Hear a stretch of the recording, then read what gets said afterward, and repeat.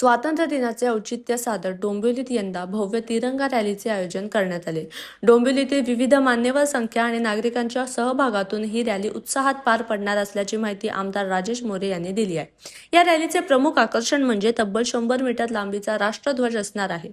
डोंबिवलीतील विविध संख्या पदाधिकारी, कार्यकर्ते आणि नागरिक या रॅलीमध्ये तिरंग्यासह सहभागी होणार आहेत। देशभक्तीची भावना जागृत करण्यासोबतच स्वातंत्र्य दिनाचा उत्साह नागरिकांमध्ये निर्माण करण्याच्या उद्देशाने या रॅलीचे आयोजन करण्यात आले।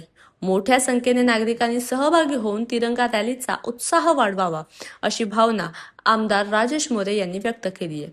तिरंगा ही आपल्या देशाच्या अभिमानाची आणि एकतेची ओळख आहे।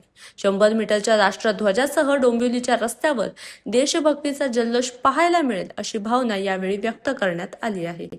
सन्माननीय या भारताचे लाडके पंतप्रधान नरेंद्र मोदी साहेबांच्या संकल्पनेतून हर घर तिरंगा या उद्देशाने या कल्याण लोकसभेचे खासदार श्रीकांतजी शिंदे साहेब, श्रीकांत फाउंडेशन आणि डोंबिवलीतील तमाम सर्व सामाजिक संस्था असतील, सामाजिक मंडळ असतील, मग त्याच्यात साहित्यिक असतील, कलाकार असतील, नाट्यप्रेमी असतील, सर्वच सामाजिक संस्था आणि या डोंबिवलीमध्ये मोठ्या प्रमाणात पहिल्यांदाच तिरंगा रॅलीचं आयोजन करण्यात आलेले आहे।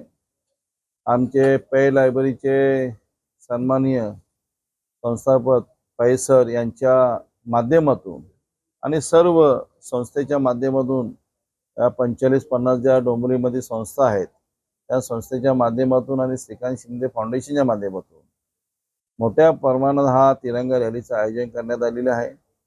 या तिरंगा रॅलीच्या तिरंगा रॅलीचा एकच उद्देश आहे की आपल्याला अनेक प्रकारचे संदेश या माध्यमातून द्यायचे आहे।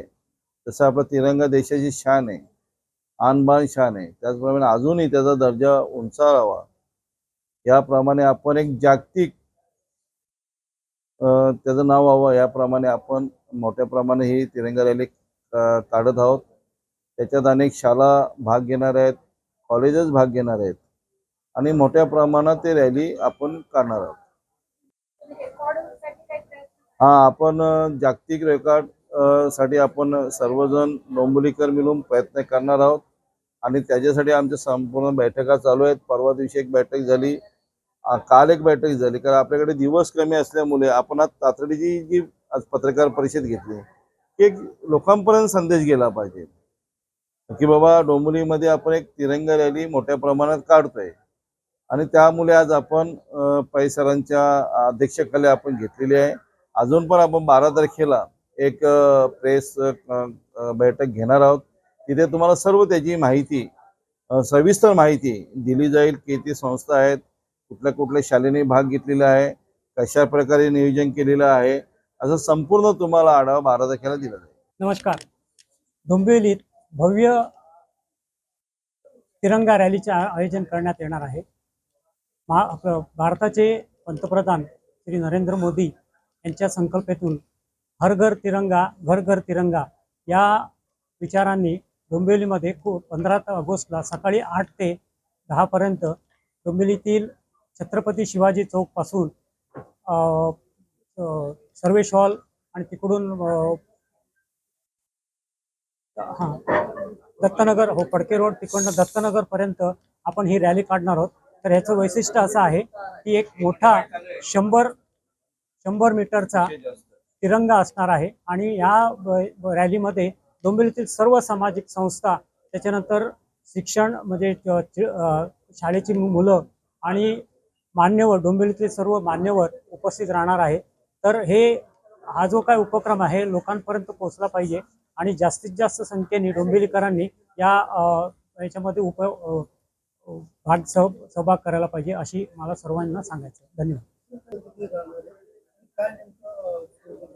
आता हा 15 ऑगस्टचा सोहळा आहे, तर याच्यातले बरेच मान्यवर आणि राजकीय पक्षातले सर्व आमदार असतील, खासदार असतील आणि कदाचित उपमुख्यमंत्री सुद्धा येण्याची शक्यता आहे।